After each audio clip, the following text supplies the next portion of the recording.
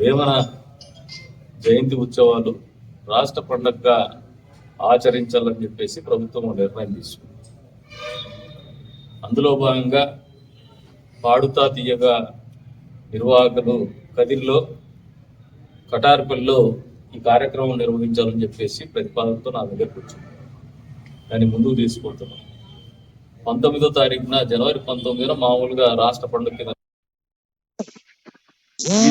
కానీ 17 గారు అంటే నేను మన కలెక్టర్ గారితో ప్రతిపాదించడం ఏదైతే వేమన సమాధి మా నియోజకవర్గంలో ఉంది, కటార్పల్లిలో ఉంది కాబట్టి ఈ రాష్ట్ర పండుగగా అధికారిక పండుగగా నిర్వహించేటువంటి కార్యక్రమం కదిర్లో జరపాలని చెప్పేసి కోరుతా ఉన్నాము. మీరు కూడా దాన్ని ముందు తీసుకుంటే ఆయన కూడా చాలా పాజిటివ్గా మాట్లాడారు రోజున. అవును, మీరు చెప్తున్న ప్రతిపాదన మంచిదని చెప్పేసి సాధ్యమైనంత వరకు ఆ పండుగ కదిర్లోనే వేమన సమాధి దగ్గరే కటార్పల్లిలో నిర్వహించడానికి ఆలోచన చేస్తూ ముందుకు పోతున్నాం. బహుశా తుదిరీపు 1-2 రోజులు వస్తుంది. వచ్చిన తర్వాత మీకు అందరికి కూడా తెలియజేస్తాననుకుంటున్నాను. మొన్న రెడ్డి సంక్షేమ సంఘం వాళ్ళని కూడా పిలిపించడం జరిగింది ఈ కార్యక్రమం కోసమే. వాళ్ళని కూడా కలెక్టర్ గారితో కల్పించడం జరిగింది.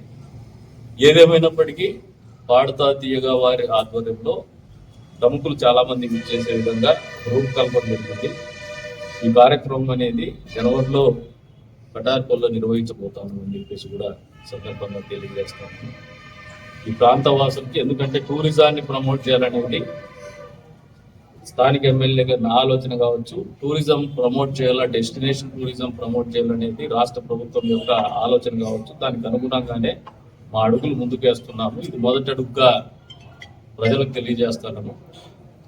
1-2 రోజుల్లోనే మళ్ళీ ప్రజలందరికీ కూడా తుది కార్యక్రమం రూపురేఖలు, దాని షెడ్యూల్ అంతా కూడా ముందుకు తీసుకొస్తామని చెప్పేసి కూడా ఈ సందర్భంగా తెలియజేస్తాం.